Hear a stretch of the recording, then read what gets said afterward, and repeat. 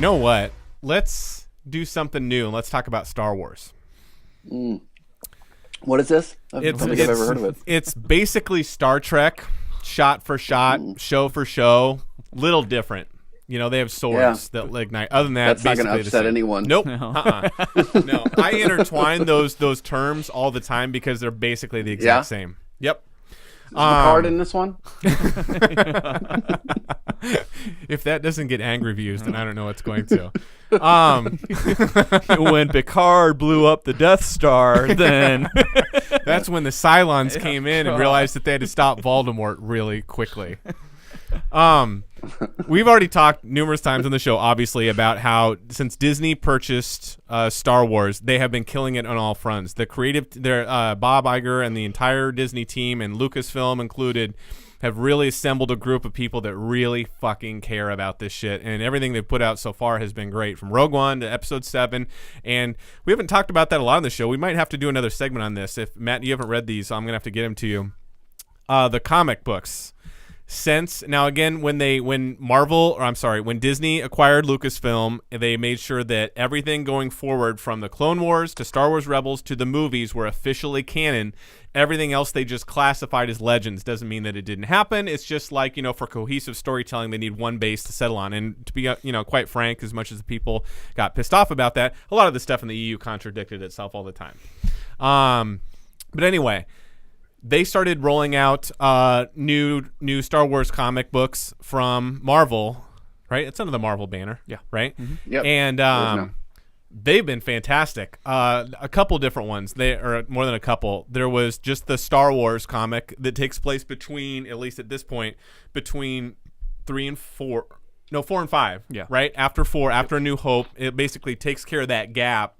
How do we go from the end of Luke blowing up the Death Star to Darth Vader is obsessed with finding Luke Skywalker, and basically solves what happened and explains that opening crawl from Episode 5, and it gives a lot more weight. And they're really good. You've read all those, haven't you? They're amazing. Have you read any of the new Star Wars comics?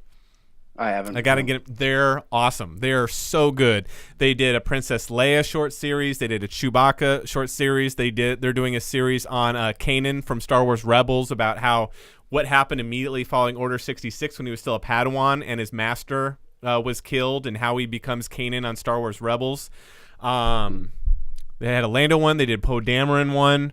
They're going to be. I think they did one on young Obi-Wan and Anakin for a few, or maybe that's still coming. I'm not sure. But anyway, the comic books have been fantastic so far. Great quality, and the artistic. Just a lot of the stuff reminds you. They use iconic poses from the movies and stuff. Just really cool. And a lot of the logistics behind the stuff, scenes that Lucas never did well in the prequel movies. They just announced now that they're going to be doing another Darth Vader comic book series. They've already done one before called Darth Vader that intertwined with the ongoing Star Wars comic, and some of them, they had a short series called Vader Down. Those were really cool. God, It's like watching the Vader at the end of Rogue One, like he takes on a battalion.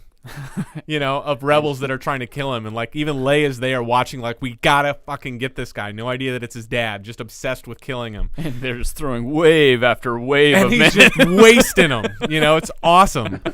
And that was really great. And basically that ended with leading up right up into Episode 5. Yep. Like even how he finds out that Luke is Luke Skywalker and that it actually is his son, and confirmation from the you know, I don't want to give you any more spoilers, but you got to read this shit, dude. You're gonna like it. We're nerds. You're gonna love this shit. Look at the grit. See that? You can already tell. It'll get your butthole hot. I don't know what to do with that, but just imagine it, man. It happened. Yeah. Is that what you're experiencing when you're reading these comics? Because we had very different visceral experience. Okay, that's fine. Anyway, they announced they're going to be doing a younger Darth Vader comic book that takes place right after Episode 3, where he's basically freshly anointed as Darth Vader, and like how he creates his first red lightsaber. And I'm assuming, I don't know, we're just going to get to. Do you know? Did they say anything about? I know, like they have the legends as source material that they can draw on if they choose to. Right. Have they made any mention of maybe pulling in from either the books Tarkin or Sith Lords to kind of it's in the same continuity. So you're right. Besides the comics, there are books out that they have recently published or about to come out that are all going forward now are official canon. Okay. So there's Tarkin, There's Lords of the Sith, Yeah. Ahsoka, A New Dawn, Heir to the Jedi. I mean, there's like 6 or 7 of them. I've got them all. I've only read like 2 or 3 of them. There's Bloodline. That's Princess Leia after Return of the Jedi. That's really cool. All those are canon, so they're all the same. Yeah, no, they're all in the same story group. In fact, one of the heads of the story group, obviously Pablo Hidalgo. If you don't know his name, Google him in Star Wars. He's like the official holocron of all Star Wars.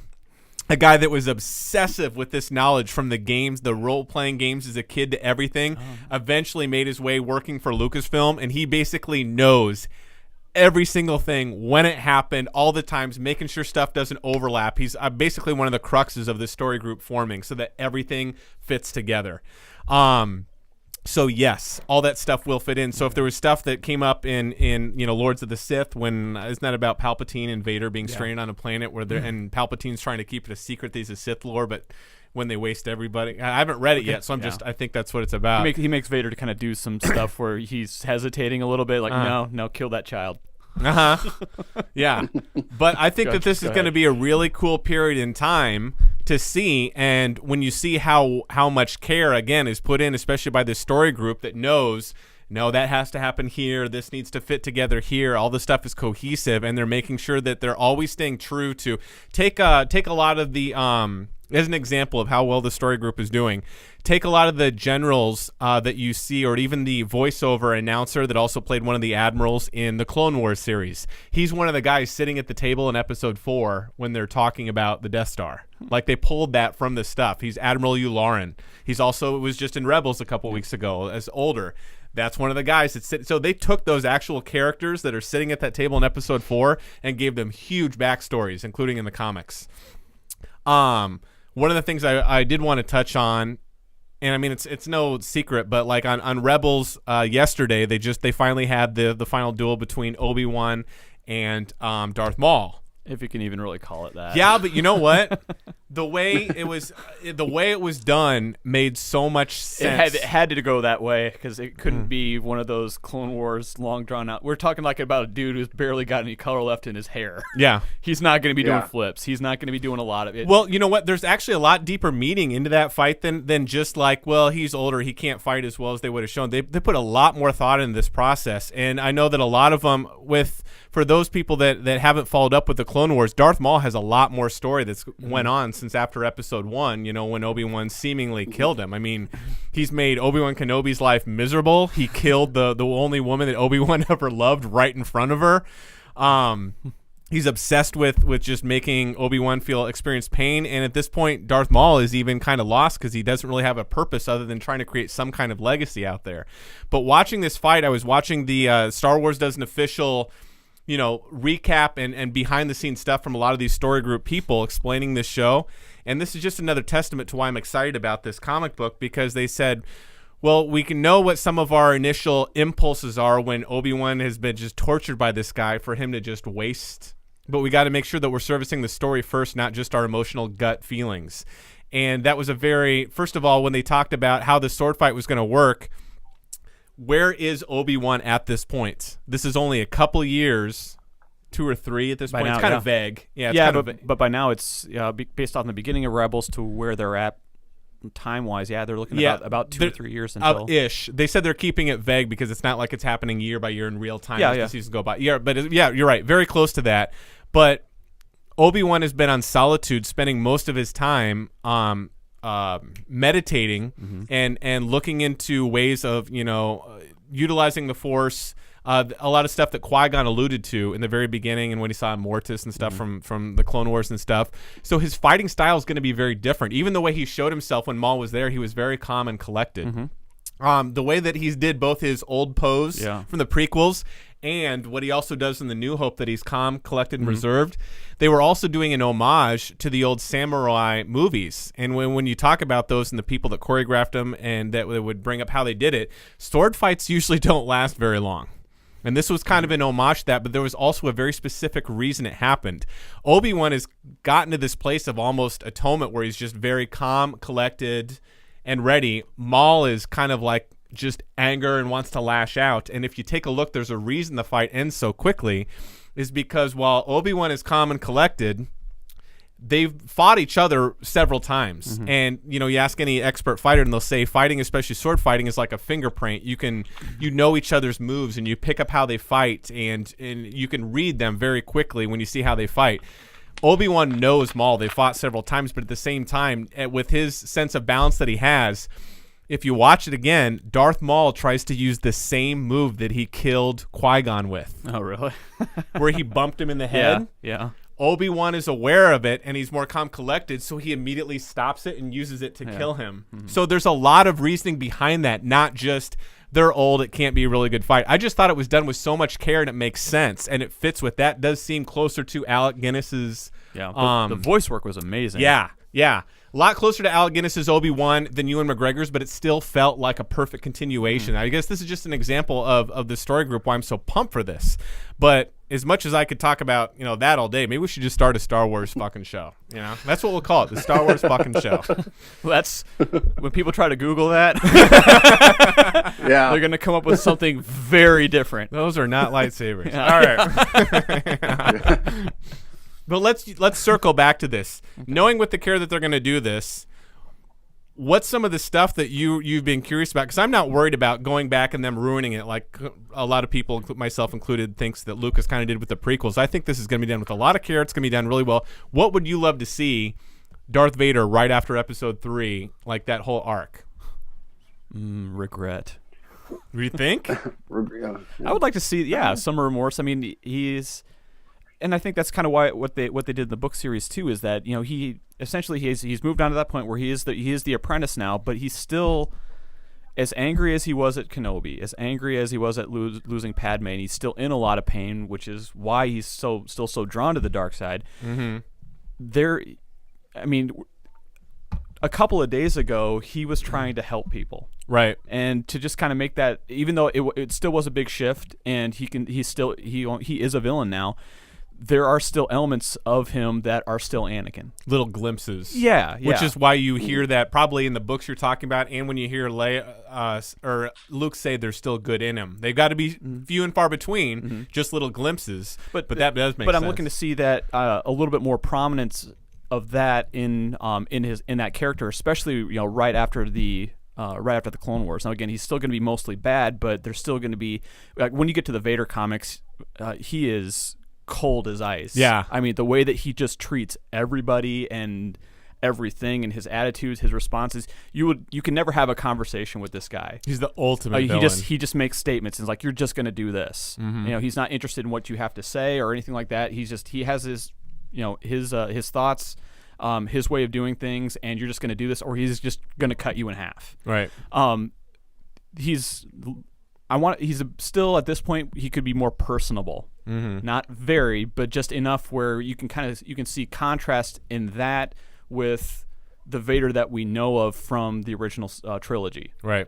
There's still, he's crossed that first major hurdle to really becoming Vader, but there's still room to darken. Yeah, I guess that's a good way to put it. And he's still on a journey to actually master the dark side, and you probably only get there through more anger. You're right. That actually does leave a lot of room to, if you want to call it, his growth into the dark side.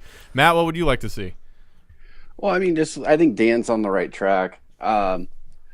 This time period that I think of with young Vader, it's like where Kylo Ren is.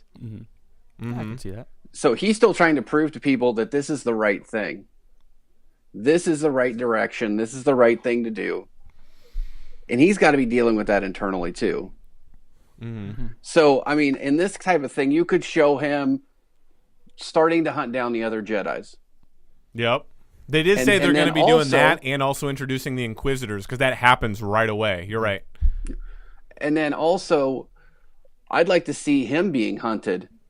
Because although Yoda and Obi-Wan, they leave and hide, and they go into hiding, there has to be Jedi that want to kill him and the Emperor still.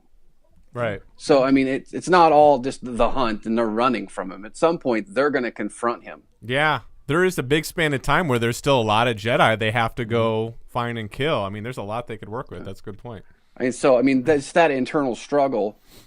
Because these are people that he may have been with before. Yeah. He may have helped these people. He may have been under them. If he didn't give a shit about that with Obi-Wan, do you think he's going to give a shit about anybody else, though?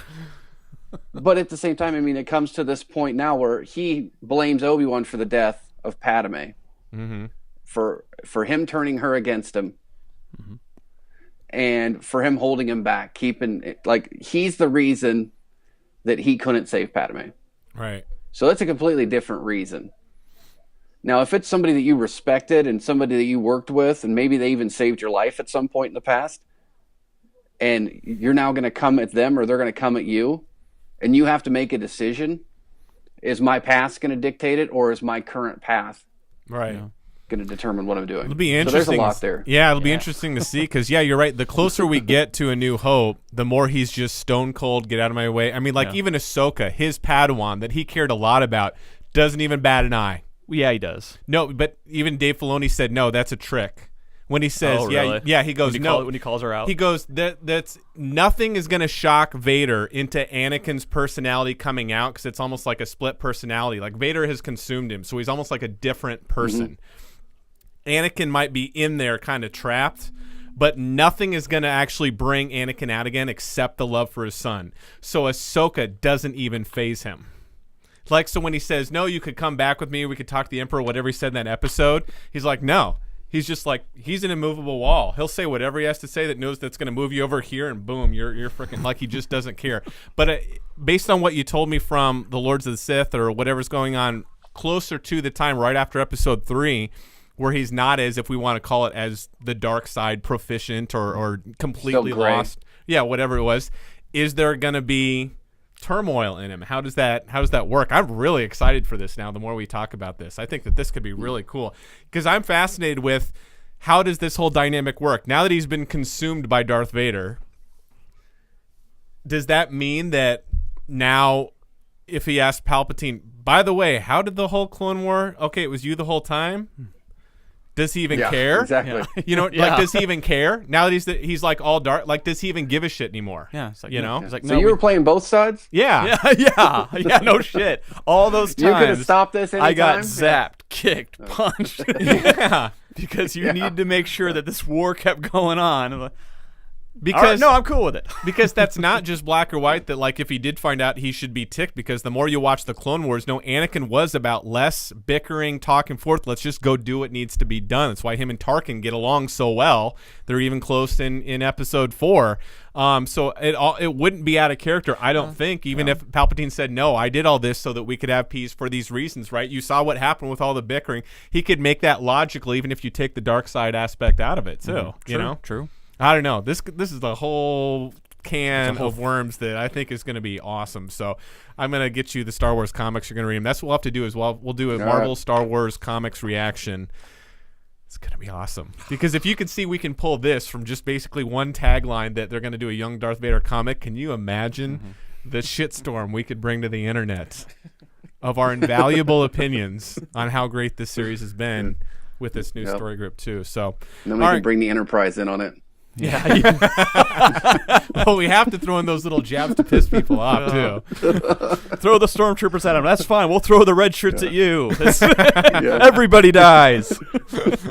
Cool. Well, ladies and gentlemen, let us know. Are you excited for this new Young Darth Vader Star Wars comic series? And if so, why? And if not, why? Let us know what you think in the comments below.